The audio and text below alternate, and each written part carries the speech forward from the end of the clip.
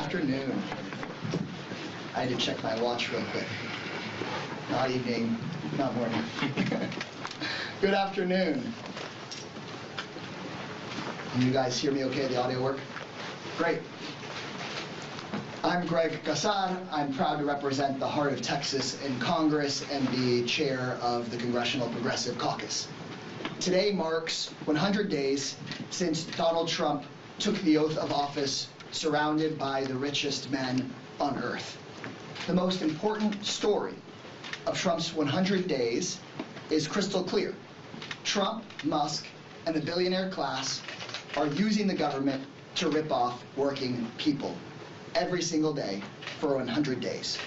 For 100 days, they have cut your services. For 100 days, they've raised your prices.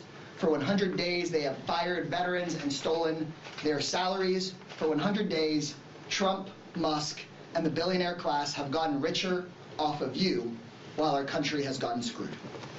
They're not even trying to hide it anymore. For his entire career, Trump has stolen from working people while claiming to be, quote, anti-establishment. But in the last 100 days, Trump has finally ripped that anti-establishment mask off, starting with the row of billionaires sitting right behind him at his inauguration and continuing every day since. Trump has created a government by and for the billionaires. And if anyone ever doubted that Trump and Musk and Bezos and the billionaires are all at one team, just look at what happened at Amazon today. Bezos immediately caved and walked back a plan to tell Americans how much Trump's tariffs are costing them. Bezos, who spent $40 million on Melania Trump's documentary, wants big tax cuts and sweetheart deals much more than he wants to represent the American people. The message to our communities and to people watching at home is crystal clear. These billionaires and Trump are on one team and stick together. And it is the responsibility of Democrats to bring people across the country together that are everybody else besides the billionaires. Today, Americans don't need a dictionary to know what oligarchy is. All they have to do is turn on the news. Musk cutting Social Security services and firing veterans to pay for bigger government contracts for himself. House Republicans pushing the biggest cuts to Medicaid in American history to pay for tax cuts for their billionaire donors. And Trump jacking up prices on working families by $4,000 a month in order to have corporations and billionaires come sit at his feet and pay him extortion money in order to get exceptions to his tariffs. I don't care what word we use for it. Democrats need to make confronting the billionaire takeover of our government our top priority. Now, I do see some hope amidst the darkness. 100 days ago, there were many Democrats who were grieving or unsure of where to go from here. 100 days ago, there was debate within our party about whether to play footsie with Elon Musk or go toe-to-toe with him. But today, the Democratic Party is shaping up. Millions of Americans have protested and marched and called and demanded that Republican politicians stop acting like puppets. And we know now that we cannot just be the anti-Trump party, but progressives especially are organizing Democrats to build a vision for America where the world actually gets better after this. This week, the Progressive Caucus has begun discussions about a policy agenda that will end the billionaire takeover of our government and make sure our government really works for working people. In the short term, before we take back the House, our priority is to stop the bleeding and stop the corruption. In markups this week, Republicans will be forced by our CPC members to confront again and again whether these Republican members of Congress want to act like representatives of their constituents or representatives of their billionaire donors. And together, alongside the entire Democratic caucus, I believe we can pressure just the 3 House Republicans we need to flip their votes, and we can save Medicaid as we know it. We can stop the billionaire takeover of our government. And in the coming month, we can remind the entire country that we can fire Elon Musk by May 30th, the day that he legally must exit his role at the White House. If we do these things, then I believe that 100 days from now, Democrats can say we have found our way out of the wilderness and back to our roots of fighting for all working people. And with that, we will pass it along to a number of our leaders in the Progressive Caucus to discuss all the important issues that faced us the last 100 days and how we'll take them on over the next 100 days. So I'm handing over the podium to our Deputy Chair, Ilhan Omar. Thank you, Chair Kassar. We knew that the lies, the chaos, and the destruction were on its way when Trump got sworn in 100 days ago. And just in 3 months, we have seen the gutting of institutions, the shattering of norms, and the fundamental rights of so many people being trampled on. We have watched Trump tear through our government like a wrecking ball by destabilizing federal agencies, undermining the rule of law, and lashing out against anyone who dares to dissent. Trump said he would fight for workers. Instead, he handed the federal government over to a billionaire, Elon Musk, who fired tens of thousands of public servants whose only crime is doing their job. And what do we have to show for it? Not $1 trillion in saving, not even close. Trump swore he would bring down prices. Instead, his reckless tariffs have rattled markets, interest rates are soaring, and the threat of recession looms. A recent poll showed that only 11% of Americans feel better off since the election, with majority believing the economy is deteriorating. Trump swore he will pay off the national debt. Instead, he wants to hand out tax breaks to billions while planning to cut Medicaid and SNAP. And here at home, we're seeing ICE has deported nearly 140,000 people, often with no due process or real hearings. In our streets, the crackdown has reached a terrifying new level. Students have been disappeared. Their only crime is daring to demand an end to a genocide. This is the behavior of a dictator. They are trying to turn our government into a weapon to punish enemies and reward friends. But I am here to tell you that this is not normal. Just last week, I spoke with students, small business owners, and seniors in my district. I listened to seniors and veterans who said, with tears in their eyes, that after a life of service, they are now afraid their Social Security checks will vanish into the pockets of billionaires. This fear is real, but so is our resolve. We will not allow billionaires to run our democracy like it is one of their business ventures to strip for parts. We fight because we believe in an America that is big enough, brave enough, and free enough for all of us. Donald Trump and his enablers want to create a country where power is hoarded by the few and the rest of us are criminalized by daring to exist. If they thought the first 100 days of chaos would break us, they were wrong. Because across this country, millions of us are standing up for our human rights and our democracy. Judges are fighting back to block these unconstitutional executive orders. Here in Congress, we are fighting back every single day. We are fighting to protect immigrant families from mass detention and deportation. We are fighting to prevent horrific cuts to Medicaid, SNAP, and Social Security. It won't be easy, but we must continue to organize, to speak out, and to build a future that reflects our highest ideals. Thank you, and I'm proud to introduce Representative Pramila Chayapal, Chair Emerita of the Progressive Caucus. Thank you so much, Deputy Chair Omar. Thank you to our chairman, Greg Kassar, for leading us in this very, very important time. In the 100 days since taking office, Donald Trump, Elon Musk, and the Department of Greed and Ego have taken a literal chainsaw to our government. They have eliminated and threatened programs that help people in every corner of our country, both red and blue. So I want to spend a few minutes just talking about health care and some of the promises that Trump made on the campaign trail. First of all, he said he was going to lower prescription drug costs. Promise made, promise broken.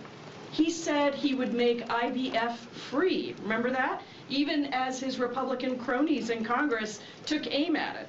Promise made, promise broken. He promised to not make a single cut to Medicare or Social Security. Promise made, promise broken. Let's be real. We have all heard the clip of Elon Musk saying the quiet part out loud, that Social Security and Medicare are the big ones that need to be cut.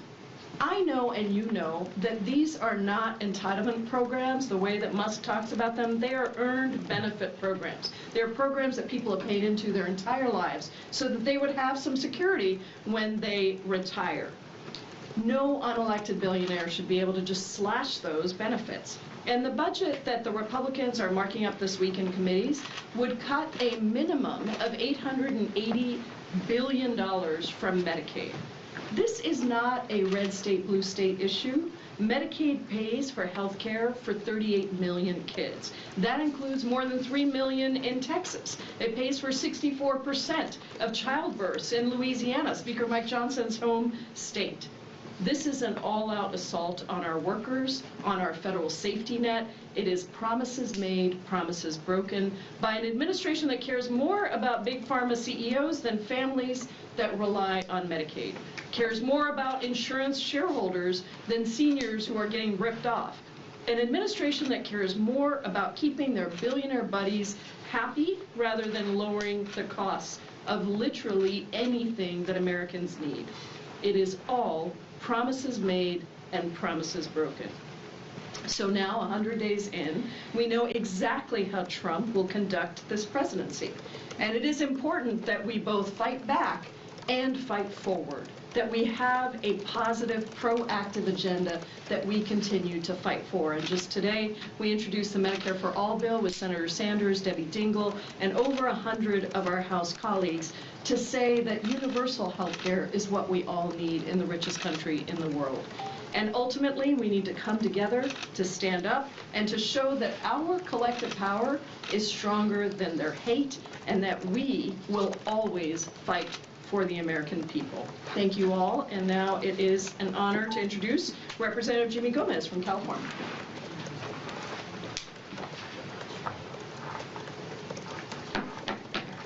Thank you.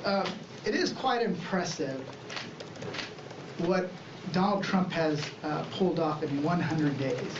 In 100 days, he has tanked the U.S. economy. He has isolated the United States from their traditional allies, and he has driven a lot of those traditional allies into the arms of China. In 100 days, think about that. If there was ever going to be a movie written about this 100 days, it would be how to destroy the world's greatest economy in 100 days or less. Because that's exactly what he did.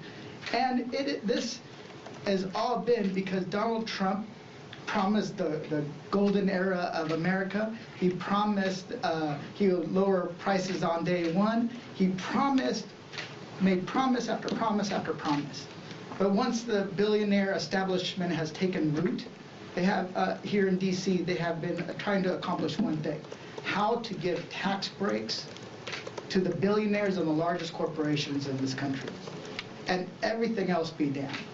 So the economic plan that they had to raise all the billions, if not trillions of dollars, was one, cut the federal government as much as possible. That means eliminate the VA, eliminate SNAP, eliminate Medicaid, any program that's meant to help working people and families, they're trying to cut it. Then they're imposing tariffs, and their tariffs are a plan to, one, raise revenue, and two, they say it's going to bring manufacturing back to the United States. I want to be clear, we're not against all tariffs, we're against dumb tariffs, and these are dumb tariffs, because they raise the prices on consumer goods and hurt small businesses unnecessarily. And that's exactly what this administration has done. This tariff agenda was also made up by Pete Navarro. Pete Navarro, who quoted himself, Ron Vera, as an expert to justify a tariff agenda that makes no economic sense. They also had a formula that tariff formula that every economist, conservative otherwise, planned that panned as it didn't make sense.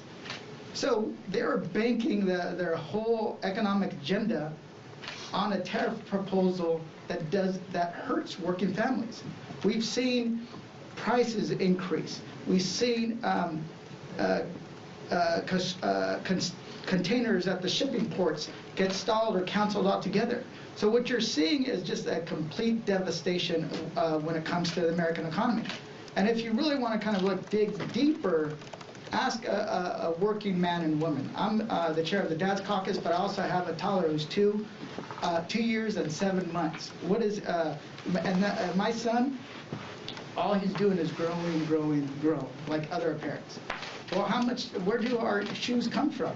This is just an easy example.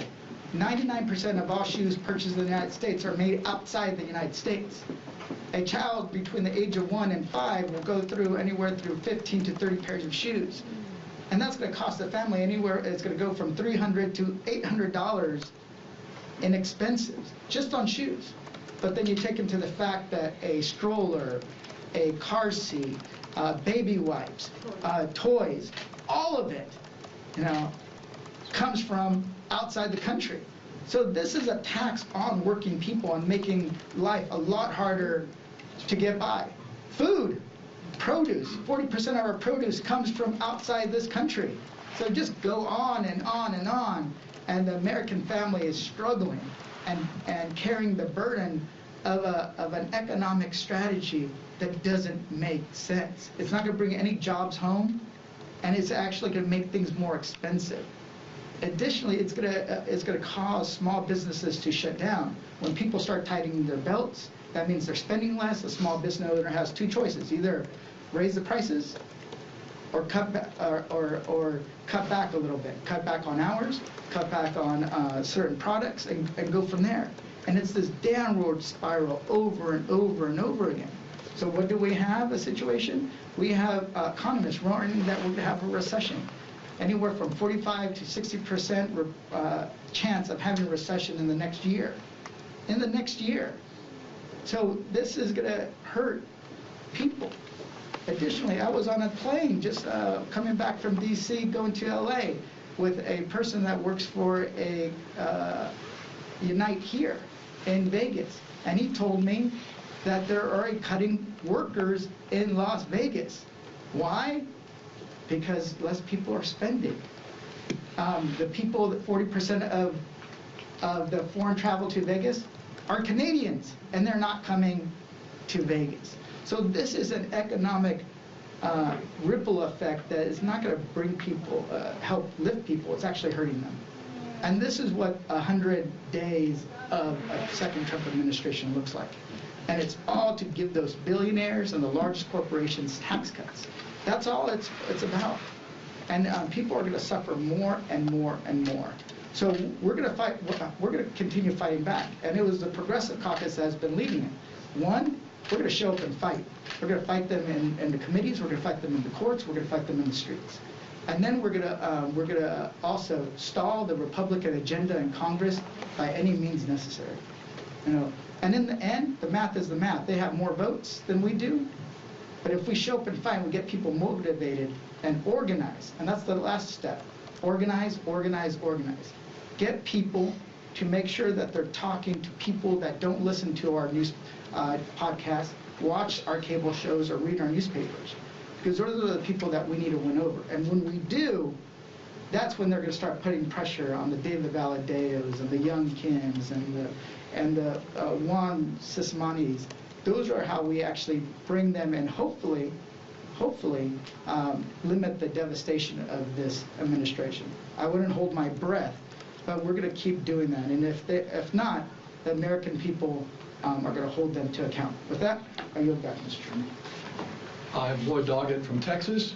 I think to measure the success of Trump's 100 days, just look at his promises for his first day. He said he'd be a dictator on day one. He sure kept that promise.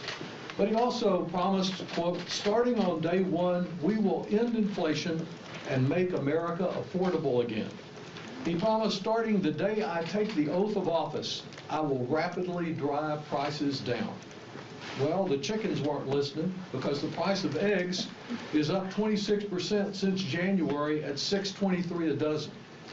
Over-promising and under-delivering. That's the Trump approach. He's making prices greater again, much greater. While markets are drastically down, 401ks are down, retirement savings accounts are down, the opportunity for many Americans is down. And with soaring debt, with tight family budgets, with plummeting markets, and measles outbreak, the Republicans have sure turned America red again, but it isn't the type of red they promised. On again, partially off again tariffs are costing American families an estimated minimum of $4,900 a year. And Federal Reserve Chair Jerome Powell warns that, quote, the tariff increases will be significantly larger than expected.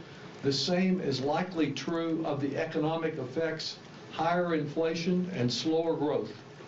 Americans don't need a Fed chair to tell them what they're experiencing every day. They see the prices rising at the grocery store, with the car dealer, even something as simple as buying some flowers for Mother's Day or for a spring wedding. The price goes up, up and away because those are imported goods. The only thing that Trump has liberated from his Liberation Day is to liberate dollars from our wallets and to liberate some owners from their businesses as costs rise. Of course, for Musk and the other billionaires, tax breaks are on the way, likely marked up next week. Republicans are so very concerned about the threat of our national debt growing that they're going to add a few $1 trillion more. But the cost of their tax bill will not just be IOUs, it will be you. By cutting federal support for those services that our taxpayers have fought for, earned, and rely upon, closing Social Security regional offices, wrecking the Veterans Administration, firing more military veterans than any president in history, meaning longer wait times and worse customer service, cutting health care, terminating vital research. It's all out there in ways that harm Americans. So some folks thought that they could trade our democracy in order to get more wealth. They're about to lose both. And unless you're really a billionaire already, there's not much that you stand to gain from their agenda. That's why we progressive Democrats are fighting back, continuing to place our priority on working families, retirees, students, and our environment. I'm pleased to introduce our leader on the Small Business Committee, my longtime friend, Nydia Velasquez. Thank you.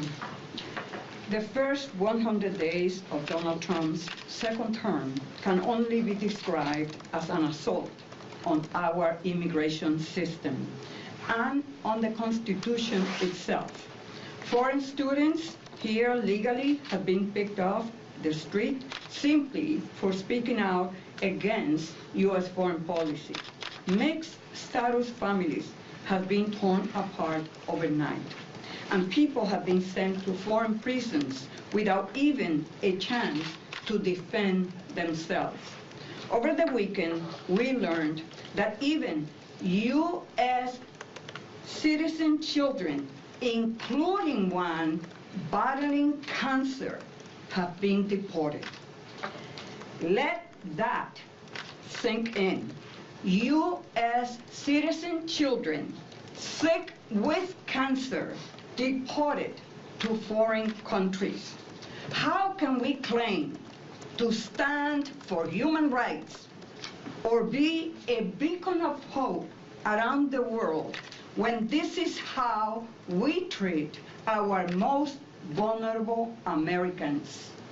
Each of these examples is tragic, but taken together, they amount to an assault on due process, which has always been the foundation of the American justice system. We have a Department of Homeland Security that acts like the law doesn't apply to them.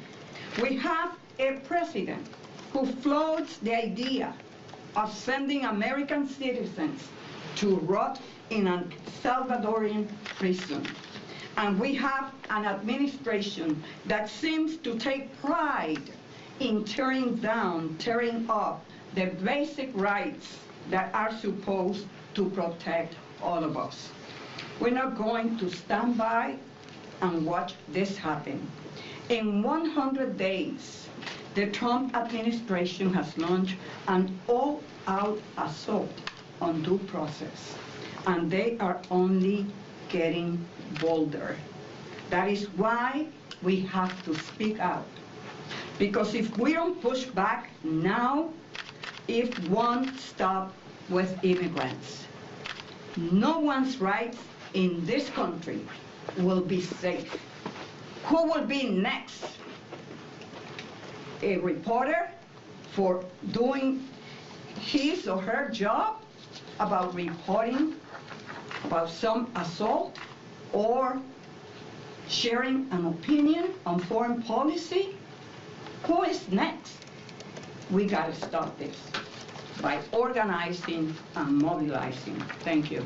Thank you, Ranking Right, well, good afternoon, everyone. I'm Melanie Stansbury, and I'm deeply proud to represent New Mexico's 1st Congressional District and to serve in the role as the ranking member of the DOGE Subcommittee of Oversight and Accountability. But I'm here to say welcome to the first 100 days of Donald Trump's failed attempt to remake American society, which has been an absolute and total unmitigated disaster.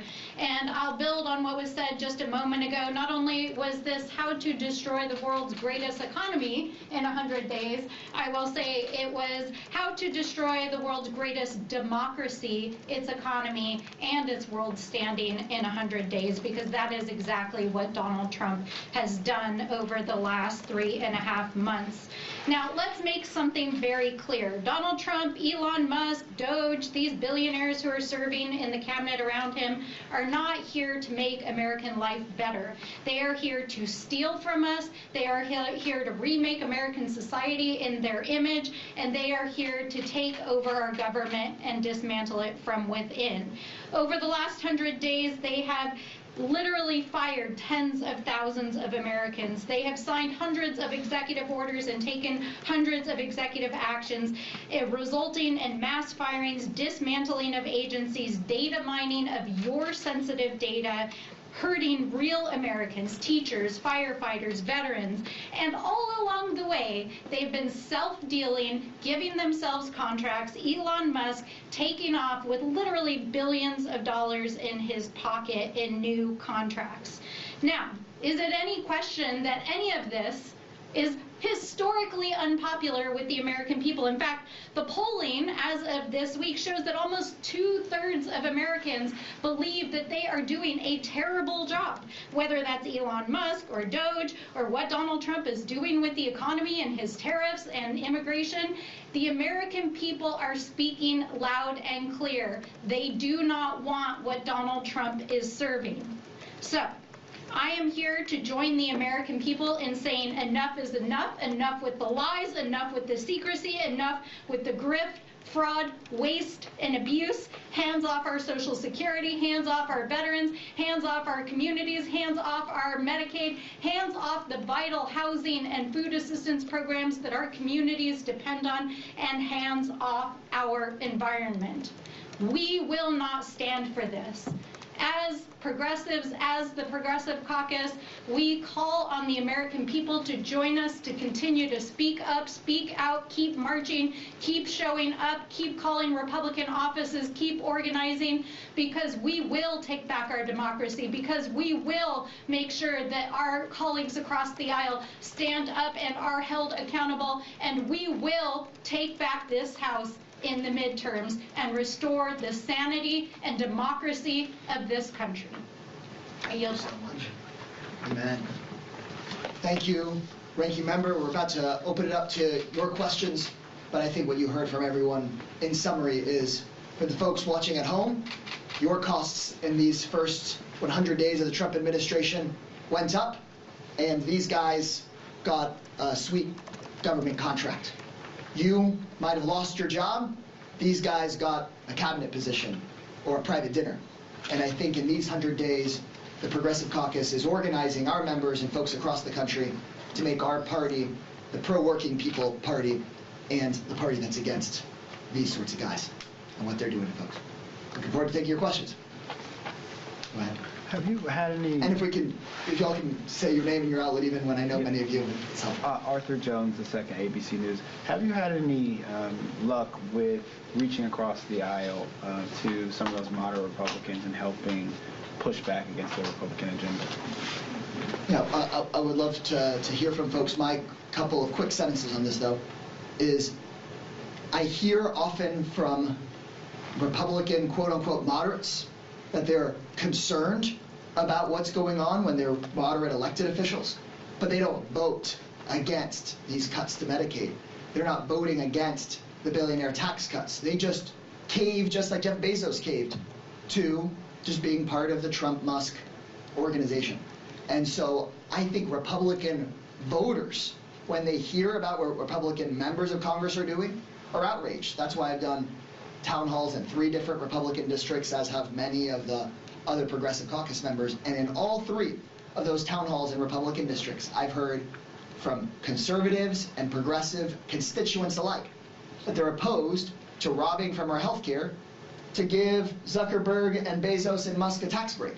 And the question is whether these Republican members of Congress will start voting with their constituents, or will just kind of continue to follow Trump and Musk wherever they lead them. I would just add, the first group of people in our country who were effectively intimidated by Trump were not immigrants or poor people, they were House Republicans. And they are scared to do what they need to do to represent their constituents, unwilling to join with us to stop the horrors that we see, but we won't stop reaching out to them.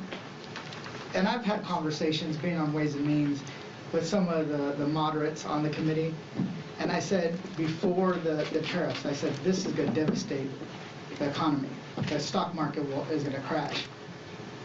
They would just kind of like, well, you got to wait, da da da. So they'll dance around it. They never admit it, and they know that to be true, right? I even saw one on Bloomberg talking about how tariffs were not great, but they're not going to vote against Trump at all. And even if you look at a lot of the deficit hawks, the people that, let's look at Schweiker. Their plan, their budget reconciliation is going to add trillions of dollars to the deficit and to the debt. And what is he going to do? He's going to vote aye. So people should go and ask them, hey, you've been campaigning and you've been talking about the debt for years, and you're going to go and vote for Donald Trump's plan? Because that's exactly what they're going to do. They're not going to buck Elon Musk and Donald Trump, not at all. I'll give you 4 concrete, real-life examples. I'm just coming off a town hall tour back in New Mexico. I represent 10 rural counties. I did 15 town halls touching more than 15,000 New Mexicans. I was incredibly surprised that in one of my town halls in one of the more conservative and rural parts of my district, it was predominantly local Republican elected officials who came to tell me how deeply concerned they are about what's happening, the effects to funding freezes, the effects of these mass firings, the effects that it's having on local municipalities and tribes, and asking me to work in a bipartisan basis to push back. So it's happening at the local level. Secondly, when we heard the administration might mass fire healthcare workers at the Indian Health Service, I worked with several members across the aisle to contact cabinet members to try to make sure that they didn't slash funding for tribal programs. While they have not come out publicly, I do know that they made calls behind the scenes to the White House and to cabinet officials because they know the catastrophic impacts it would have. So these are members of the Republican caucus here. Third, we know that last week 12 Republican House members signed onto a letter saying that they would not vote for cuts to Medicaid. We need to make sure that they hold to that promise and that that wasn't just a campaign gimmick, because they did vote for it in the reconciliation instructions. Now, if it comes out of Energy and Commerce with $880 billion in Medicaid, we can kiss those folks goodbye because they lied to the public, they lied to their constituents, and they lied to the American people. And finally, I want to lift up at least one voice of one brave Republican member across the aisle, and that's Lisa Murkowski. She has risked everything and put everything on the line for our democracy to tell the truth about what's going on inside this administration. And my sincerest hope is that my Republican colleagues who do care about democracy and good government and about real people will have the backbone that Senator Murkowski has had to stand up for the American people. And so I don't want to just attack folks across the aisle for abrogating their responsibilities, but I want to encourage them that the American people are with you. So stand up. Do not be kowtowed by this administration. The American people will have your back. 2/3 of Americans are opposed to what they're doing. And vote no. And vote no. Could you talk about how the Progressive Caucus policy agenda will address immigration, just given House Republicans, in addition to tax cuts, want to boost more funding for border security, and GOP-led states like Texas support these efforts? The Progressive Caucus recognizes that Democrats can actually go on the offense on issues of immigration. The vast majority of the American people today do not believe that we should be sending people from this country to a prison camp in El Salvador run by a dictator. The vast majority of the American people are opposed to these mass deportation efforts where you have U.S. citizen kids with cancer being deported, and then the president and his White House continuing to lie about it. And so I refuse to believe that Democrats should just follow whatever poll there was from the last election. The American people know and believe that we're a country of immigrants, and that immigrants make us stronger, and that these mass deportation plans are deeply dangerous. And so the Progressive Caucus is going to continue to advocate for us to actually have a humane and orderly and safe immigration system. What the Republican caucus has done and what Trump campaigned on was breaking our immigration system and then complaining about it being broken and then burning it down more. We can't keep being in a situation where the arsonists come and blame the firefighters for the flames. I think that if we win back the House and then are able to actually have rational people in the White House, it's on us to finally have a comprehensive reform of our immigration system where, yes, we have safety and order, but we also should have a real path for the folks that have been here for years in places like Texas and California and New Mexico to have some certainty and to have some humanity, because it's not just the rights of immigrants that are under a threat. When people like Donald Trump undermine the rights first of immigrants, next he starts to undermine the rights of legal permanent residents, next he's undermining the rights of U.S. citizens with immigrant parents, next he's coming for your rights, no matter who you are or where you come from.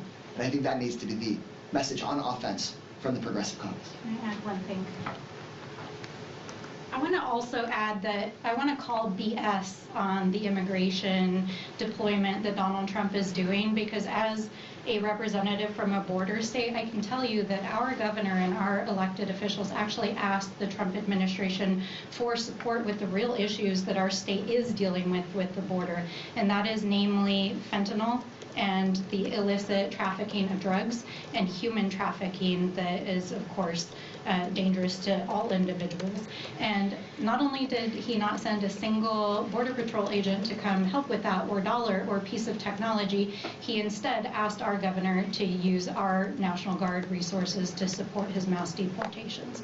So I think it's important that we not validate what he's doing on the border, because it's all smoke and mirrors and, frankly, Kristi Noem cosplaying. Like, this is not real.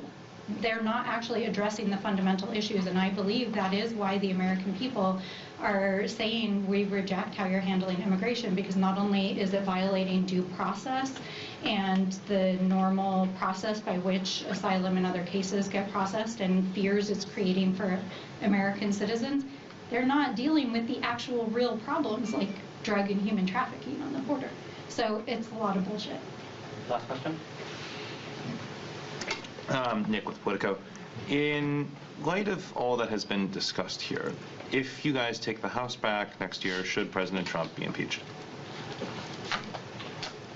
we'll deal with taking back the House. What I'll tell you is we all know that Donald Trump has broken the law constantly in his first term, repeatedly, and throughout these last 100 days, repeatedly broken the law. What we, I think, need to be committed to doing is hitting him where it hurts and making sure that instead of going and saying, okay, Jim Jordan, why don't you determine the witnesses and the evidence, instead for us to actually have the truth come out and make it very clear on our terms how it is that Trump is failing the American people by jacking up their costs, by firing veterans, by undermining due process, by threatening every single person's fundamental rights, by enriching these guys while having you pay for more and more. And I think that really continues to be our focus. Yeah, also, we don't really know what everything he's done, right? There is, a chill has swept over all aspects of American life, especially if you're in the departments, if you're in any federal department. How many of them are actually speaking up when they're seeing a wrongdoing, knowing that this administration will come after you? They'll not only fire you, they might even stick the Department of Justice on you if they consider what you're whistleblowing on illegitimate.